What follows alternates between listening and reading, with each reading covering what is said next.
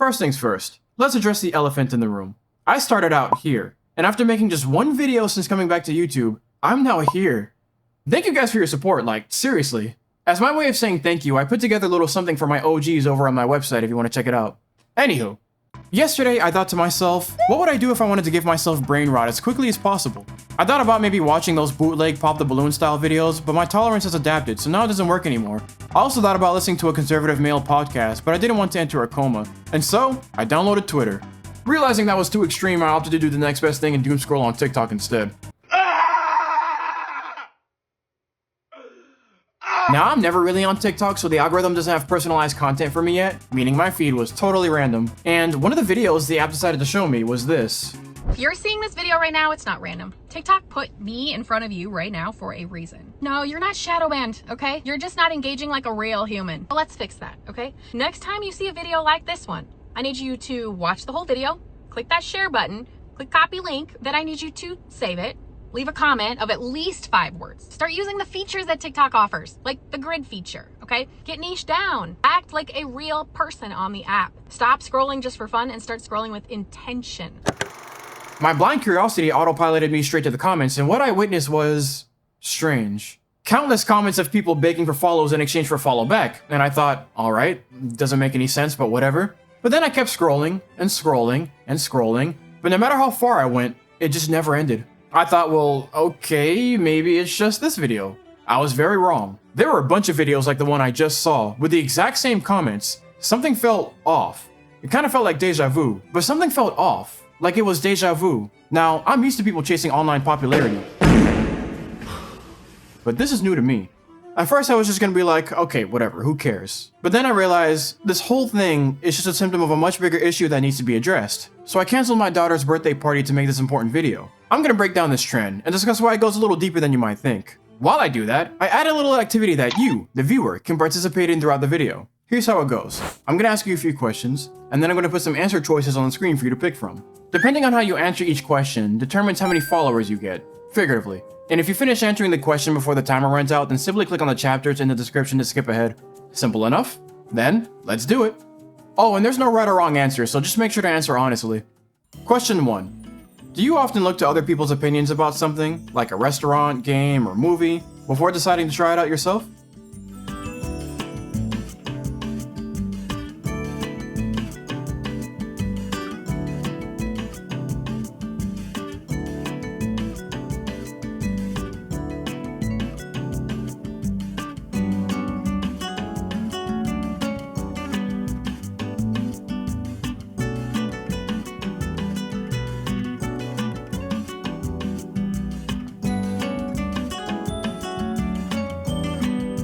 Alright, moving on. Oh, and don't worry about the numbers on the screen for now. No need to calculate anything or keep track of the score. Just focus on answering each question honestly. I'll reveal what all of this means in the end. If you follow me, I'll follow you back. If you like this video, I'll like 3 of your videos. If you comment, I'll comment on 3 of your videos. And if you share copy link, I'll share 3 of your videos.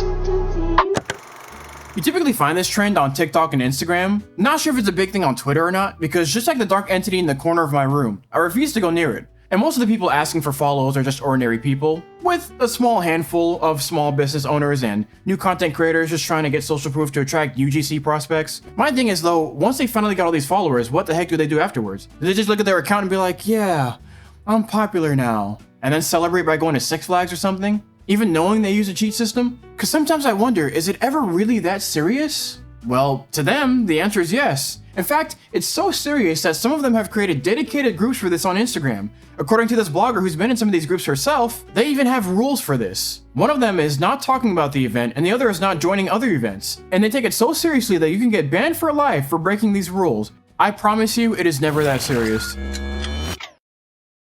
Hey, Alternate Timeline Kyddo here. Don't worry, I'm not like that weirdo. I just came to point out something that OG version of me missed in the original recording. Just to be clear, she did gain actual followers. She even said she got the typical amount of engagement for her niche, and despite making mediocre content, the results were, quote, fantastic. You know, just like that one group from DC. And you might be wondering, well, if it works, then what's the issue? And to answer your question, yeah, it works for getting you followers, but if all you care about is getting it up, then the numbers, you nasty, then anything can work. Rage bait can work, follow for follow can work, having a gay makeout session with Tom Holland can work. And as someone who's tried all 3 of these things, I've realized what my main issue with this follow for follow strategy is. The main goal is to make your follower count go up, but that kind of takes away the value of whatever metrics you get, because how many of these people can you truly count on to stick around long term if their main incentive for following you is to getting a follow back? And you can argue, well, it's for networking's sake, but networking is supposed to be about connecting with people who genuinely resonate with your work, not creating some weird little attendance spreadsheet where everyone is obligated by some Instagram honor code made by Tyler Durden himself to pretend to care. Even she likens these follow for follow events to a pyramid scheme, where the organizers, those at the top, don't have to follow anyone back. So in her words, the optimal strategy is to run your own event. And I'm sorry, but if the highest level of your growth strategy is to run your own clout pyramid scheme, then maybe the issue isn't how many followers you're getting, but how you're going about getting them. Anyways, that was all. I'll let you guys continue listening to this guy yap, so see ya. So imagine that being you. Imagine you and a crowd of desperate souls in a virtual parking lot begging for codependent attention. Sounds exhausting. I'd rather play hot potato with a sea urchin. That's like going around offering $1 in exchange for $1. Excuse me, sir, $1 for $1? Dollar, hey, appreciate it, thank you very much. Hey, oh yeah, hey, you, $1 for $1? Can I get it? Yeah, thank you very much. $1 for $1, anyone? Anybody? Hey, you there, $1 for $1? Hey, thank you, brother, thank you, brother. Thank you, brother, I appreciate it. And on top of that, you literally get the opposite of what you want by using this method, because these followers aren't going to engage with your content. So if you have tons of followers, but barely any engagement, then the platform's just gonna think, okay, well, this person's content is clearly not interesting or engaging enough. So, ironically, your misguided reception to this method ends up hurting your chances of finding people who would actually be interested in your content. Question 2. When watching a video, how often do you check the comment section to see what others thought before forming your own opinion?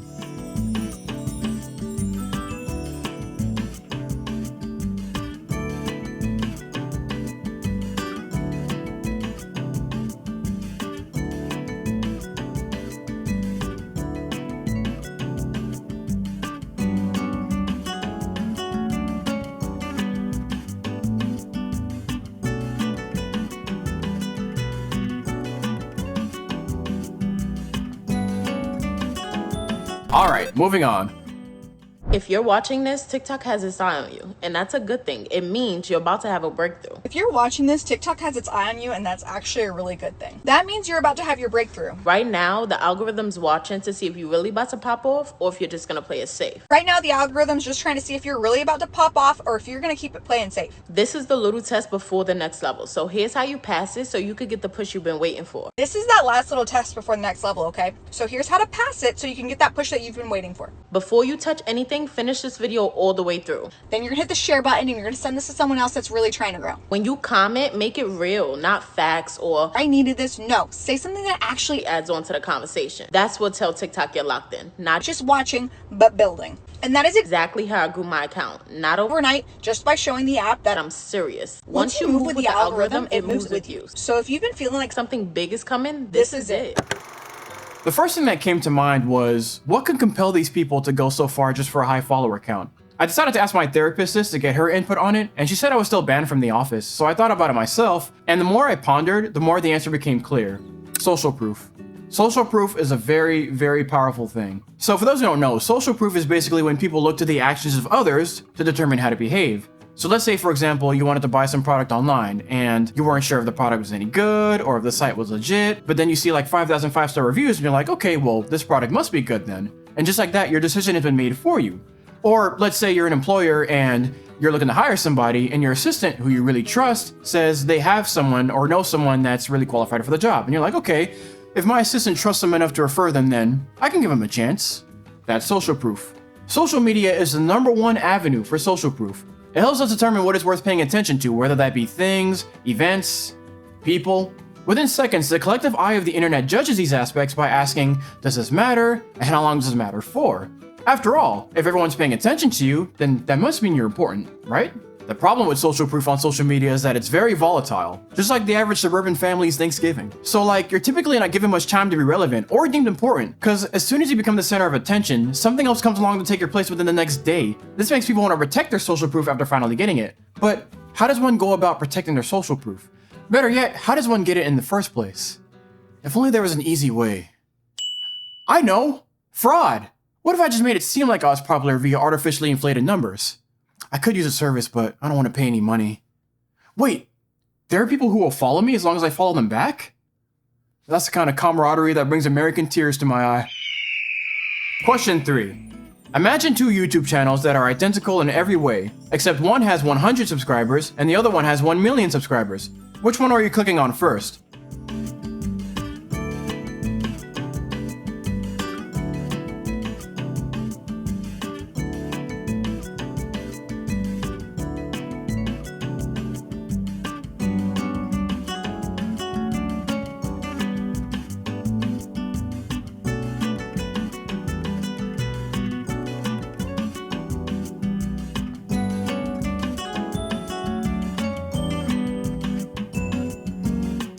Alright, moving on.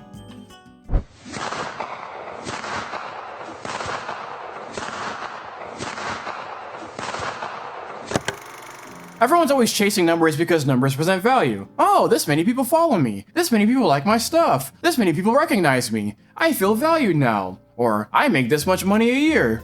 Big numbers is a heuristic that people use to determine value for a myriad of things, but it distracts us from what's important, like actually being interesting, creating something great, understanding and living by our own values, being who we are. I traded my happiness for a Bugatti. Now I'm rich and depressed. Life is good. I checked out this study that explains how things called status signals, things like perceived wealth or followers on social media, doesn't have to be verified or authentic to work, it just needs to be visible. Kinda like the person who shows up to an event in a McLaren wearing an all-white suit and sporting an Omega watch. People who see that person are gonna assume they live a luxurious life and have lots of money, when little do they know that person rented all that for a data or a farm. But it doesn't matter, because it worked! They accomplished what they wanted. So I can see that mentality taking place for the follow users. They understand that perceived high status and social proof is powerful, but incorrectly conclude that the appearance of it is the same as earning it. To them, it doesn't matter how they got it, as long as they have it.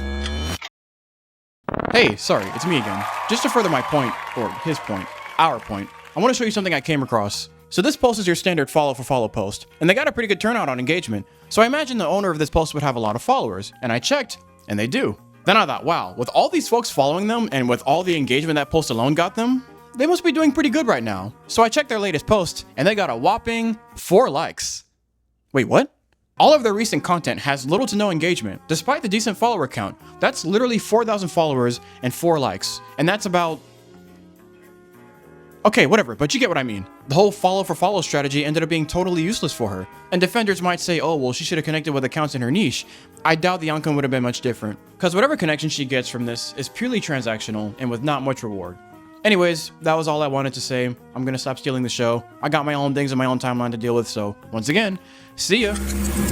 So they don't get that they're bribing their followers. They're aware that both they and the person following them are only cooperating because they want to benefit themselves while using the other. It's like watching two parasites suck on each other at the same time. I know where your head went, so that's why I didn't even make a joke about it afterwards, you sicko. Question 4. Have you ever liked something but had doubts about it after seeing most people dislike it?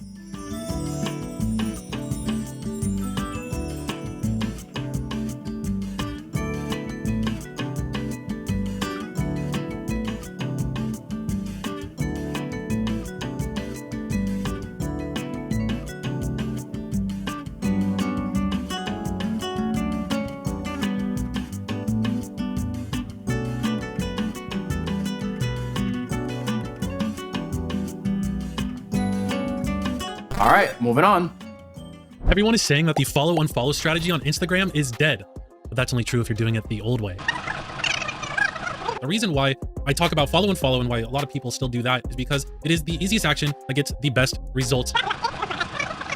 If you want to go in and unfollow people later, you can definitely do that. Just make sure that you start with a low amount, maybe 15 to 30 a day, increase that by 10 to 20 each day until you're up to about 150 a day. On the surface, it just looks like folks trying to help each other grow, but in reality, it's one of the many examples of how the internet skews our perception of value.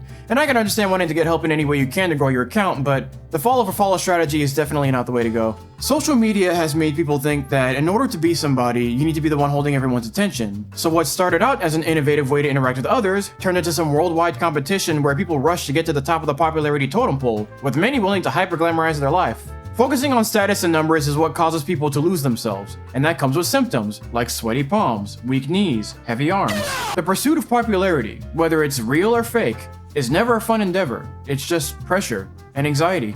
I think the best way to get over this obsession with trying to maximize perceived value, especially online, is to let go of trying to be seen any kind of way and just do what feels right for you. People's minds and opinions change with the wind, and the effects of social proof and the propensity to seem valuable to those around you won't ever go away, sure, but by understanding where this urge comes from, we can not only find healthier ways to satisfy it, but also prevent it from taking up too much of our headspace. One great way to do that is by assuring yourself that social proof, while important to a degree, isn't as crucial as you might think it is. We have a tendency to inflate its power.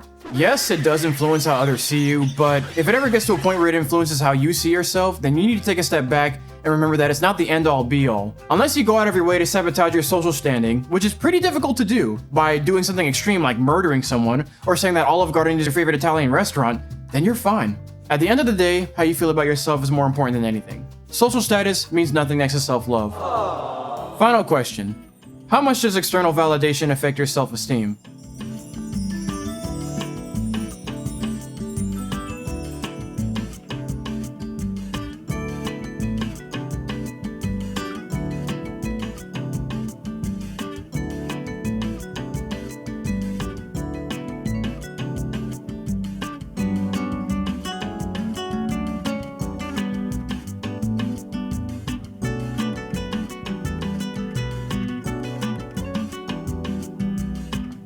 Alright, time for the conclusion. If you pick the first button for all of your answers, then you get 500 subscribers. If you pick the middle button for all of your answers, or you pick different buttons for each answer, then you get 50,000 subscribers. And lastly, if you pick the third button for all of your answers, you get 5 million subscribers. Congrats! You're internet famous. Time to start your journey of forgetting where you came from. What will you do with all that popularity? What can you do? Truth is, none of these numbers mean anything. It never once did. Look, the pressure of maintaining and ascertaining one's social value can get the best of us, no matter who we are. But it's never worth chasing, so let's avoid worrying about the numbers and the status and just focus on something more productive. Anyways, I gotta go. My palms are sweaty and I'm about ready to go outside and go on an 8-mile run. Catch you later.